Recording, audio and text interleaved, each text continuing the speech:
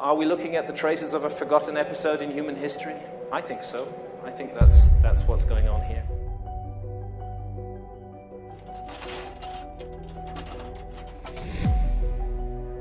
Would it be fair to say that there's an element of a rediscovery of a lost technology from the past? I think it would be fair to say that, yes. Yeah. Have you ever wondered about the legend of King Gilgamesh and the ancient city he ruled?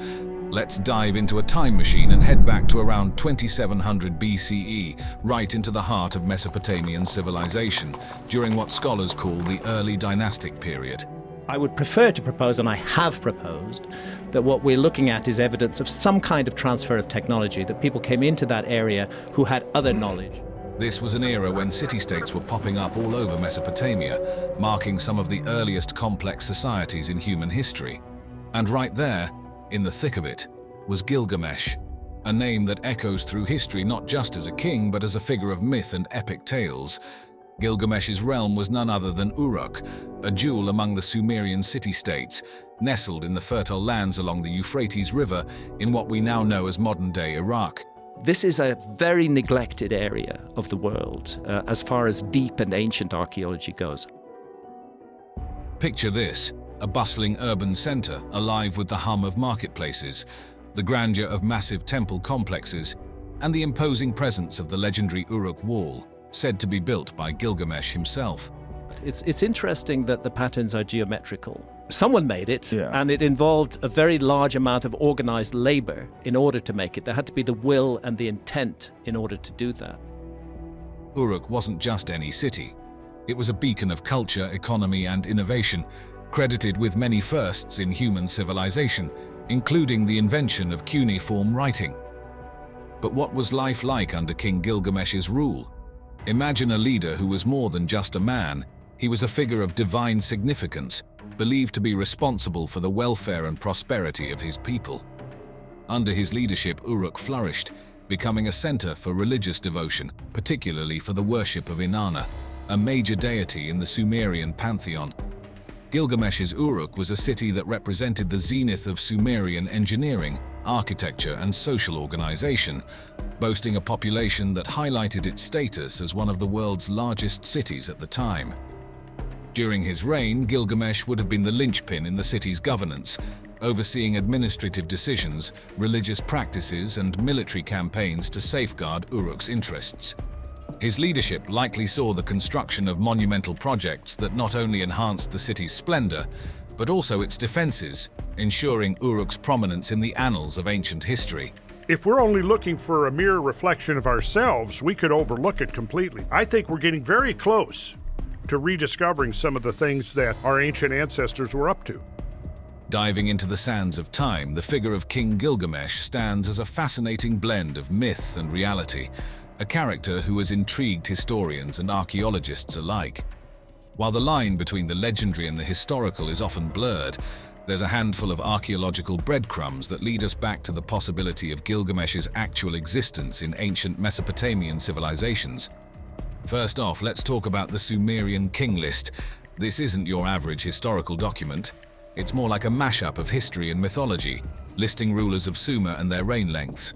What's cool about this list is that our guy Gilgamesh makes an appearance. His name popping up among other rulers gives us a hint that maybe, just maybe, he was a real figure who ruled, and wasn't just a character in ancient bedtime stories. The fact that there are several versions of this list, found in different places and from various times, shows that keeping track of their leaders was pretty important to the Sumerians, and that Gilgamesh was a significant part of that record. Then there are the inscriptions and artifacts. Imagine finding a tablet or a cylinder seal with Gilgamesh's name carved into it. These bits and pieces don't give us the full picture of his reign, but do suggest he was recognized as a king. These items, scattered across ancient Sumerian sites like breadcrumbs, hint at the long-lasting memory of Gilgamesh, underlining his status not just as a myth but as a cultural icon. But here's where it gets tricky. Trying to separate the man from the myth in Gilgamesh's story is like trying to untangle a finely knotted rope. The archaeological evidence we have doesn't lay out his life story or list his achievements in detail. Instead, it teases us with glimpses, leaving us wondering about the reality of his reign.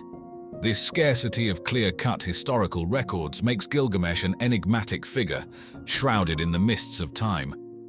Despite these challenges, the evidence we do have is precious.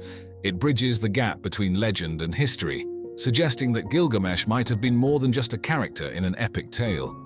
Diving into the ancient world, let's explore one of the oldest stories ever told, the Epic of Gilgamesh. Picture this: clay tablets etched with cuneiform, the very first writing system cooked up by the ingenious Sumerians.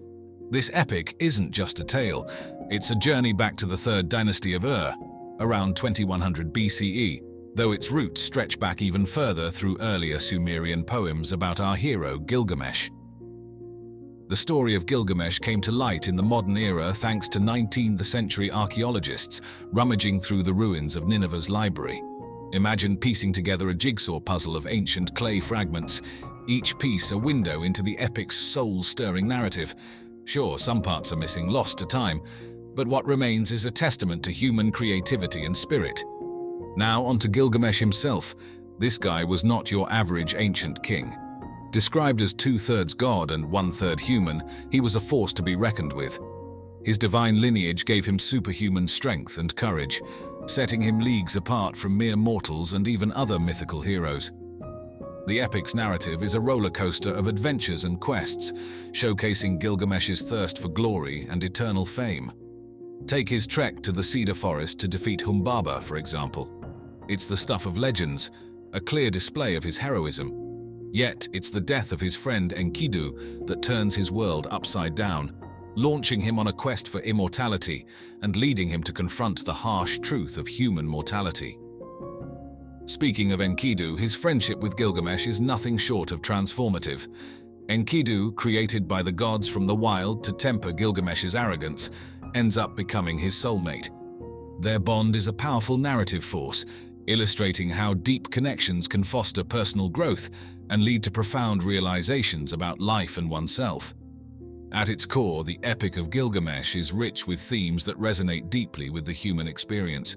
It's a tale of the relentless search for fame and the universal quest for immortality, only to find that death is an inescapable part of life.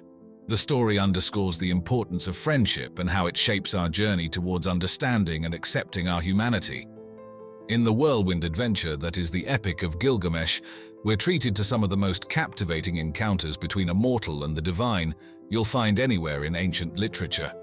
Gilgamesh's quest is not just a tale of heroism and the search for eternal life, it's a deep dive into the complex dance between gods and humans in Mesopotamian culture. Take, for instance, Gilgamesh's meeting with Utnapishtim, the ancient world's version of Noah. Imagine sitting down with someone who survived a world-ending flood, all because a god gave him the heads-up to build a boat. This isn't just an incredible survival story, it's a pivotal moment for Gilgamesh. He's on a quest for immortality, and here's Utnapishtim, living proof that the gods can grant such a wish. The story of the Great Flood, where the gods decide to reboot humanity but spare Utnapishtim, mirrors the power the Anunnaki wield in Mesopotamian myths, making life and death decisions over humanity's fate. Gilgamesh's journey is peppered with divine interactions that really make you think about the ancient Mesopotamian view of the cosmos. There's Enkidu, Gilgamesh's partner in crime, who was literally made by a goddess because the gods felt Gilgamesh needed to tone it down a bit. Then there's Ishtar, the goddess of love and war, who doesn't take rejection well. After Gilgamesh turns her down, she sends a celestial bull to Rakshop as payback. And let's not forget about Humbaba, the fearsome guardian of the cedar forest, appointed by the god Enlil. Gilgamesh and Enkidu's battle with Humbaba isn't just an epic fight scene, it's a narrative about human ambition clashing with divine intent.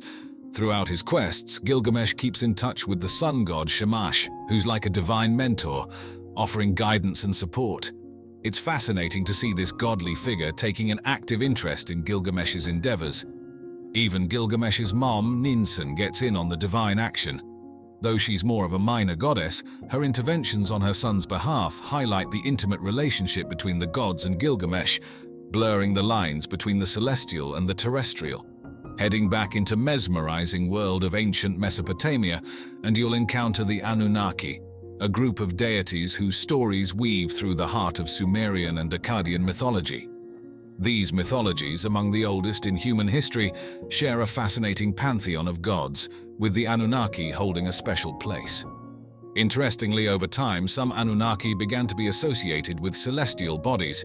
This transition highlights their growing significance in Mesopotamian astrology and cosmology, where the movements of stars and planets were seen as divine messages. The identification of certain Anunnaki with the Sun, Moon, and Venus, for example, lent these celestial bodies a sacred significance, connecting the dots between the heavens and the divine drama of the gods.